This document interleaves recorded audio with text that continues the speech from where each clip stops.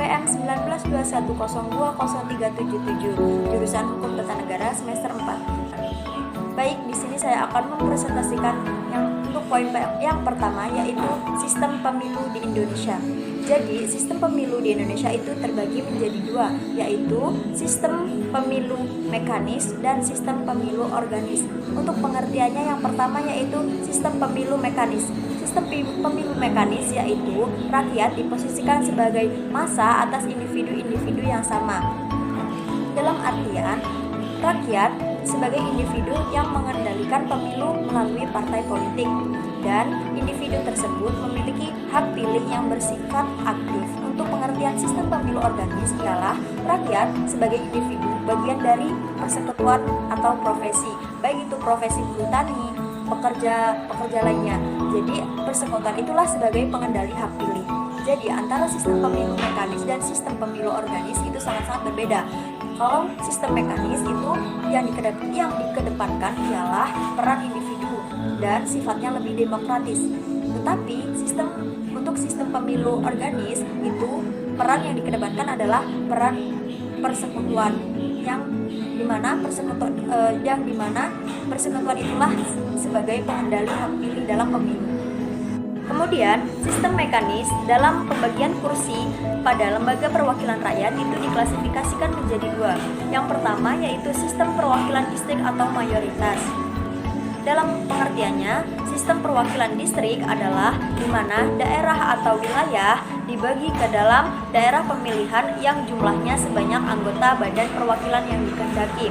Jadi, daerah atau wilayah itu dibagi ke dalam daerah pemilihan yang jumlahnya disesuaikan dengan anggota badan perwakilan yang dikehendaki. Adapun contoh dari sistem perwakilan distrik ini, contohnya yaitu jumlah anggota DPR ditetapkan 560 orang. Maka wilayah Indonesia dibagi menjadi 560 distrik atau daerah pemilihan. Dari masing-masing distrik itu akan melahirkan satu wakil rakyat yang mendapat suara mayoritas.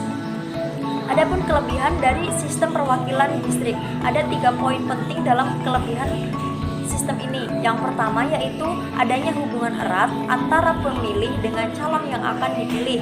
Untuk poin yang kedua kelebihannya yaitu akan terjadi penyederhanaan sistem kepartaian. Poin yang ketiga yaitu perhitungan suara itu tidak berbelit-belit. Kemudian untuk yang kedua yaitu sistem perwakilan proporsional. Di sini ada beberapa poin penting yang akan saya sampaikan. Untuk poin yang pertama yaitu sistem perwakilan proporsional ini, setiap partai politik akan memperoleh kursi sesuai dengan jumlah suara yang diperoleh. Yang kedua, tujuannya adanya sistem perwakilan ini adalah untuk menghasilkan suatu badan perwakilan yang merupakan replika kehendak rakyat pada waktu pemilu diselenggarakan. Untuk poin yang ketiga, yaitu sistem perwakilan proporsional ini cenderung menempatkan partai dalam kedudukan berdaulat. Karena dalam pemilu, rakyat memilih partai politik, bukan memilih calon. Adapun beberapa kelebihan dari sistem perwakilan proporsional. Yang pertama yaitu suara pemilih tidak ada yang hilang. Artinya, kelebihan ini dapat diartikan sistem perwakilan proporsional ini lebih demokratif. Untuk kelebihan yang kedua yaitu wakil-wakil rakyat yang terpilih dengan cara ini nantinya akan lebih menyuarakan kepentingan sosial.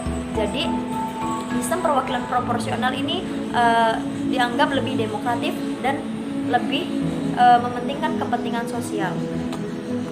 Yang selanjutnya yaitu tujuan pemilu. Tujuan pemilu itu ada beberapa poin. Yang pertama yaitu sebagai implementasi kedaulatan rakyat. Mengapa bisa dikatakan seperti ini? Karena dalam hal ini rakyat yang berdaulat itu tidak bisa memerintah suatu negara atau memimpin suatu daerah secara langsung. Maka dengan pemilu inilah rakyat bisa menentukan wakilnya. Nah, di mana kedaulatan rakyat itu memiliki hak dan kewajiban serta tanggung jawab untuk mengurus dan melayani seluruh lapisan masyarakat dan mengawasi jalannya roda pemerintahan. Kemudian poin yang kedua tujuan pemilu yaitu sebagai sarana membentuk perwakilan politik. Dalam artian dengan pemilu ini partai politik akan memiliki kualitas tersendiri. Jadi setiap wakil rakyat yang terpilih nantinya, maka partai politik itulah yang dianggap memiliki kualitas tinggi. Kemudian yang ketiga yaitu sebagai sarana pergantian pemimpin secara konstitusional, yang artinya dalam pemilu ini bisa mengukuhkan pemerintah yang sedang berjalan untuk mewujudkan reformasi pemerintahan. Dan melalui pemilu ini, pemerintahan yang aspiratif akan dipercaya rakyat untuk memimpin kembali. Jadi dengan pemilu ini sebagai sarana untuk pergantian pemimpin. Kemudian yang keempat yaitu sebagai sarana pemimpin politik memperoleh legitimasi. Apa sih yang dimaksud dengan poin keempat ini? Jadi pemberian suara dalam pemilu itu merupakan mandat atau amanah dari rakyat kepada pemimpin yang dipilih untuk menjalankan roda pemerintahan. Jadi dalam pemilu ini pemimpin nantinya akan menjalankan suatu amanah dari rakyat tersebut. Kemudian poin yang kelima, tujuan pemilu yaitu sebagai sarana partisipasi masyarakat. Apa sih yang dimaksud dengan sarana partisipasi masyarakat? Yang nantinya yang terpilih harus merealisasikan janji-janji ketika memegang roda pemerintahan. Mungkin cukup sekian presentasi dari saya. Selanjutnya adalah akan dilanjutkan oleh Saudara Mahrus. Baik, saya M. Mahrus Soleh akan mempresentasikan sejarah pemilu Indonesia. Yang pertama adalah periode Soekarno. Satu hari setelah proklamasi kemerdekaan 18 Agustus 1945, Panitia Persiapan Kemerdekaan Indonesia atau PPKI menetapkan Soekarno dan Muhammad Hatta sebagai Presiden dan Wakil Presiden RI pertama.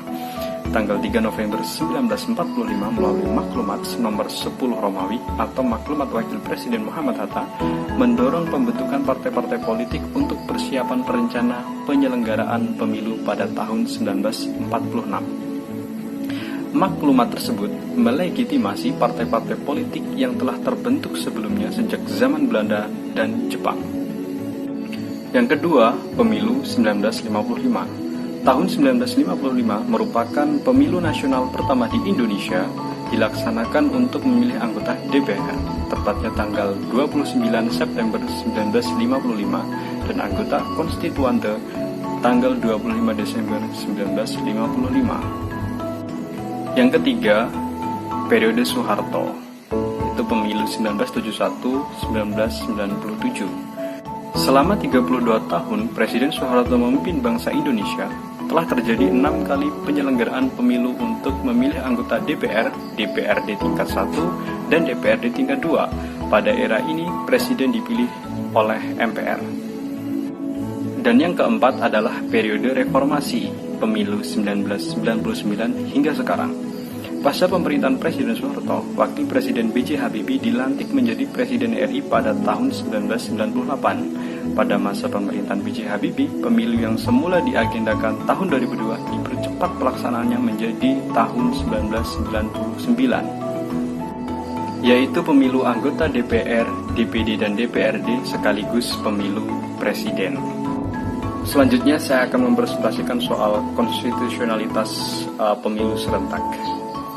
Berdasarkan judicial review yang diajukan oleh Effendi Ghazali, Mahkamah Konstitusi melalui putusannya mengabulkan penyelenggaraan pemilu serentak dengan membatalkan pasal 3 ayat 5, pasal 12 ayat 1 dan 2, pasal 14 ayat 2, dan pasal 112 Undang-Undang nomor 42 tahun 2008 tentang Pilpres yang mengatur pelaksanaannya Pilpres 3 bulan setelah pelaksanaan Pileg atau tidak serentak. Artinya, putusan ini yang kemudian menjadi kerangka hukum hadirnya desain sistem pemilu serentak di Indonesia antara pemilu presiden dengan pemilu legislatif. Sementara itu, pemilu kada langsung serentak dijalankan semenjak berlakunya Undang-Undang Nomor 8 Tahun 2015, Undang-Undang Nomor 10 Tahun 2016. Pasal 3 ayat 1 Undang-Undang Nomor 8 Tahun 2015 menyatakan pemilihan dilaksanakan setiap 5 tahun sekali secara serentak di seluruh wilayah negara Kesatuan Republik Indonesia. Pasal 201 ayat 1 sampai dengan ayat 7 Undang-Undang Nomor 8 Tahun 2015 yang kemudian diamandemen dengan Pasal 201 ayat 1 sampai dengan ayat 8 Undang-Undang Nomor 10 Tahun 2016 mengatur tentang pemilu kada langsung serentak tahun 2015, 2017, 2018, 2020 dan pemilu kada serentak nasional tahun 2024. Itulah tadi presentasi tentang sejarah pemilu, konstitusionalitas pemilu serentak dan pemilu kada serentak.